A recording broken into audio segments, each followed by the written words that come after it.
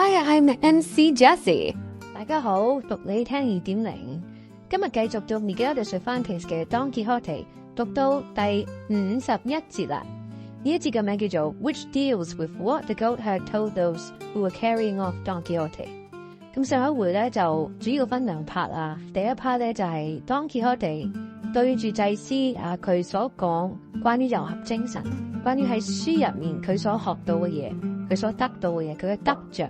最終最令人動心嘅，我相信係佢學會咗點樣去慷慨啊，點樣去做一個寬宏嘅人，去包容身邊嘅人啊。包括 Sancho 啦，雖然佢自己唔係啲咩有錢人，但係佢都希望藉住呢個遊俠呢個旅程，佢所得到嘅嘢可以分享俾 Sancho。咁另一方面咧，大隊咧就遇到一個牧羊者啦，咁牧羊者就受佢哋邀請啦，坐低大家一齊食嘢，一齊休息，分享故事。咁我哋而家睇下呢個牧羊者佢所分享嘅故事，會唔會精彩過上一回嘅故事啊？跟住我哋交俾 Costa 同大家讀嚟聽。3 leagues from this valley, there is a village which, though small, is one of the richest in all this neighborhood. And in it there lived a farmer, a very worthy man, and so much respected that, although to be so is the natural consequence of being rich, he was even more respected for his virtue than for the wealth he had acquired. But what made him still more fortunate, as he said himself, was having a daughter of such exceeding beauty, rare intelligence, gracefulness, and virtue, that everyone who knew her and beheld her marveled at the extraordinary gifts with which heaven and nature had endowed her. As a child she was beautiful. She continued to grow in beauty, and at the age of 16 she was most lovely. The fame of her beauty began to spread abroad through the villages around. By why do I say the villages around? Merely when it spread to distant cities and even made its way into the halls of royalty and reached the ears of people of every class, who came from all sides to see her as if to see something rare and curious, or some wonder-working image. Her father watched over her, and she watched over herself, for there are no locks or guards or bolts that can protect a young girl better than her own modesty. The wealth of her father and the beauty of the daughter led many neighbors as well as strangers to seek her for a wife. But he, as one might well be who had the disposal of so rich a jewel, was perplexed and unable to make up his mind to which of her countless suitors he should entrust her. I was one among the many who felt a desire so natural, and as her father knew who I was, and I was of the same town, of pure blood, in the bloom of life, and very rich in possessions, I had great hopes of success. There was another of the same place and qualifications who also sought her, and this made her father's choice hang in the balance, for he felt that on either of us his daughter would be well bestowed. So, to escape from this state of perplexity, he resolved to refer the matter to Leandra, reflecting that, as we were both equal, it would be best to leave it to his dear daughter to choose according to her inclination, a course that is worthy of imitation by all fathers who wish to settle their children in life. I do not mean that they ought to leave them to make a choice of what is contemptible and bad, but that they should place before them what is good, and then allow them to make a good choice as they please. I do not know which Leandra chose. I only know her father put us both off with the tender age of his daughter and vague words that neither bound him nor dismissed us. My rival is called Anselmo, and I myself Eugenio. That you may know the names of the personages that figure in this tragedy, the end of which is still in suspense, though it is plain to see it must be disastrous. About this time there arrived in our town one Vincent de la Roca, the son of a poor peasant of the same town, and said Vincent, having returned from service as a soldier in Italy and divers other parts. A captain who chanced to pass that way with his company had carried him off from our village when he was a boy of about 12 years, and now 12 years later the young man came back in the soldier's uniform, arrayed in 1,000 colors, and all over glass trinkets and fine steel chains. Today he would appear in one gay dress, tomorrow in another, but all flimsy and gaudy, of little substance and less worth. The peasant folk, who are naturally malicious, and when they have nothing to do can be malice itself, remarked all this, and took note of his finery and jewelry, piece by piece, and discovered that he had 3 suits of different colors, with garters and stockings to match. But he made so many arrangements and combinations out of them, that if they had not counted them, Anyone would have sworn that he had made a display of more than 10 suits of clothes and 20 plumes.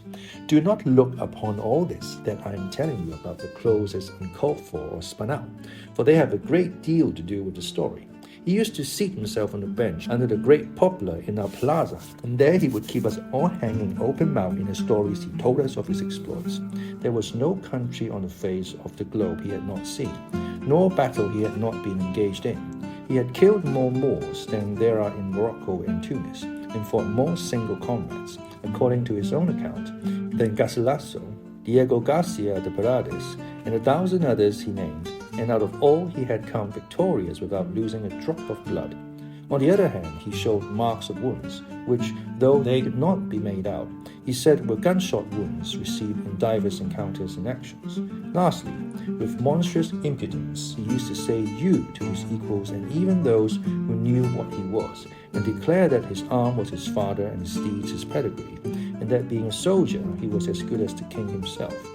And to add to these swaggering ways, he was a trifle of a musician, and played the guitar with such a flourish that some said he made it speak.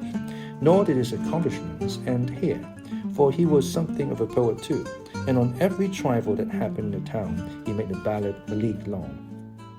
This soldier, then, that I have described, this Vincent de la Rocca, this bravo, gallant musician poet, was often seen and watched by Leandra from a window of her house, which looked out on the plaza. The glitter of his showy attire took her fancy, his ballades bewitched her, the tales of his exploits which he told about himself came to her ears, and in short, as the devil no doubt had arranged it, she fell in love with him before the presumption of making love to her had suggested itself to him. And as in love affairs, none are more easily brought to an issue than those which have the inclination of the lady for an ally.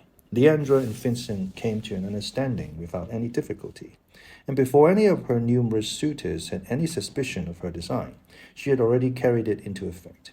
Having left the house of her dearly beloved father, and disappeared from the village with the soldier, who came more triumphantly out of this enterprise than out of any of the larger number he laid claim to, all the village and all who heard of it were amazed at the affair.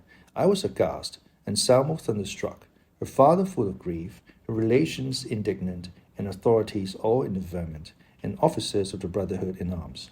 They scoured the roads, they searched the woods in all quarters, and at the end of 3 days they found the flighty Leandra in a mountain cave, stripped to her shift, and robbed of all the money and precious jewels she had carried away from home with her. They brought her back to her unhappy father, and questioned her as to her misfortune, and she confessed without pressure that Vincent de la Rocca had deceived her, and under promise of marrying her, had induced her to leave her father's house, as he meant to take her to the richest and most delightful city in the whole world, which was Naples, and that she, ill-advised and deluded, had believed him, and robbed her father, and handed over all to him the night she disappeared, and that he had carried her away to a rugged mountain and shut her up in a cave where they had found her. She said, moreover, that the soldier, without robbing her of her honor, had taken from her everything she had, and made off, leaving her in the cave, a thing that still further surprised everybody. It was not easy for us to credit the young man's countenance, but she asserted it with such earnestness that it helped to console her distressed father, who thought nothing of what had been taken since the jewel that once lost can never be recovered had been left to his daughter. The same day that Leandra made her appearance, her father removed her from our sight and took her away to shut her up in a convent in the town near this, in the hope that time may wear away some of the disgrace she had incurred. Leandra's youth furnished an excuse for her fault, at least with those to whom it was of no consequence whether she was good or bad. But those who knew her shrewdness and intelligence did not attribute her demeanor to ignorance, but to wantonness and the natural disposition of women, which is for the most part flighty and ill-regulated. Leandra withdrawn from sight, Anselmo's eyes grew blind, or at any rate found nothing to look at that gave them any pleasure, and mine were in darkness without a ray of light to direct them to anything enjoyable while Leandra was away. Our melancholy grew greater, our patience grew less. We cursed the soldier's finery and railed at the carelessness of Leandra's father.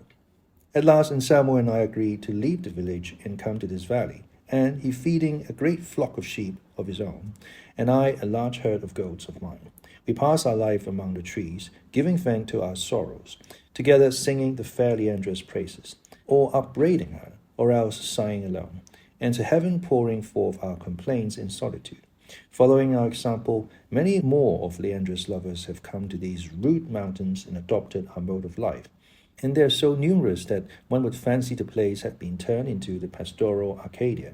So full is it of shepherds and sheepfolds, nor is there a spot in it where the name of the fair Leandra is not heard. Here one curses her and calls her capricious, fickle, and immodest. There another condemns her as frail and frivolous. This pardons and absolves her, that spurns and reviles her. One extols her beauty, another exals her character, and in short all abuse her, and all adore her. And to such a pitch has this general infatuation gone that there are some who complain of her scorn without ever having exchanged a word with her, and even some that bewail and mourn the raging fever of jealousy, for which she never gave anyone cause, for, as I have already said, her misconduct was known before her passion. There is no nook among the rocks, no brookside, no shade beneath the trees that is not haunted by some shepherd telling his woes to the breezes. Wherever there is an echo, it repeats the name of Leandra. The mountains ring with Leandra, Leandra murmur the brooks, and Leandra keeps us all bewildered and bewitched, hoping without hope and fearing without knowing what we fear. Of all this silly set, the one that shows the least and also the most sense is my rival Anselmo, for having so many other things to complain of, he only complains of separation, and to the accompaniment of the rebeck, which he plays admirably, he sings his complaints in verses that shows his ingenuity. I follow another, easier, and to my mind wiser course, and that is to rail at the frivolity of women, at their inconstancy, their double-dealing, their broken promises, their unkept pledges, and in short the want of reflection they show in fixing their affections and inclinations. This, sirs, was the reason of words and expressions I made use of to this goat when I came up just now. For as she is a female, I have a contempt for her, though she is the best in all my thought. This is the story I promised to tell you, and if I have been tedious in telling it, I will not be slow to serve you. My hut is close by, and I have fresh milk and dainty cheese there, as well as a variety of toothsome fruit, no less pleasing to the eye than to the palate. 唔該晒 Costa。好，呢一節讀完，牧羊者嘅故事就好簡單啊，係一個地方嘅富商啦，莊園嘅主人。咁佢就好出名，因為咧佢有個女兒咧叫 Leandra 就非常之靚，靚到點咧就係附近嘅國民啦，甚至乎皇室都要嚟拜訪佢啦，當佢係一個女神咁樣啦，就係可以咁講。咁呢個牧羊者嘅名叫 Eugenio， 咁佢個情敵咧就係叫 Anselmo。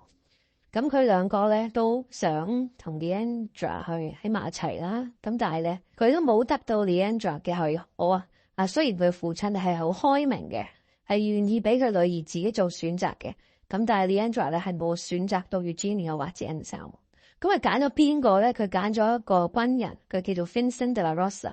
咁佢咧就經常咧就去吹噓佢自己嘅戰功啦，講好多故事啦，彈吉他啦，寫詩歌啦，亦都打扮得非常之英俊挺拔啦，咁令到好多人咧都好迷戀佢，包括 Leandra。咁然之後咧 Vincent 咧就慫恿呢個 Leandra 私奔啦，咁好景不常喺私奔之後咧 Vincent 就搶去咗 Leandra 所有嘅家當，然之後就將佢韞咗喺個山洞入面，之後就自己走咗去啦，攞咗佢嘅財寶就走去啦。而 Leandra 咧時候咧，亦都俾呢個搜索隊揾翻啦，好彩已經係俾人哋洗劫一空啦。咁佢亦都再冇主意啦，亦都辜負咗佢父親嘅期望。咁佢父親咧就安排咗佢去村入面附近嘅修道院度入住啦，希望佢可以沖洗佢自己呢個唔好嘅過去啦，亦都希望大家去原諒佢啦咁樣。咁而喺呢個時候咧 Eugenio 同 Anselmo 咧就同埋佢好多 Leandra 過去嘅傾慕者咧，就依然嘅留喺呢啲山脈入面咧，苦苦哀歌相濡以沫，就係大家喺度訴說佢哋對 Leandra 嘅愛慕。但係 Leandra 而家咧已經得到一個咁樣嘅下場喺修道院入面。咁叫佢哋情何以堪呢？呢一節我揾唔到啲咩字用打分啊。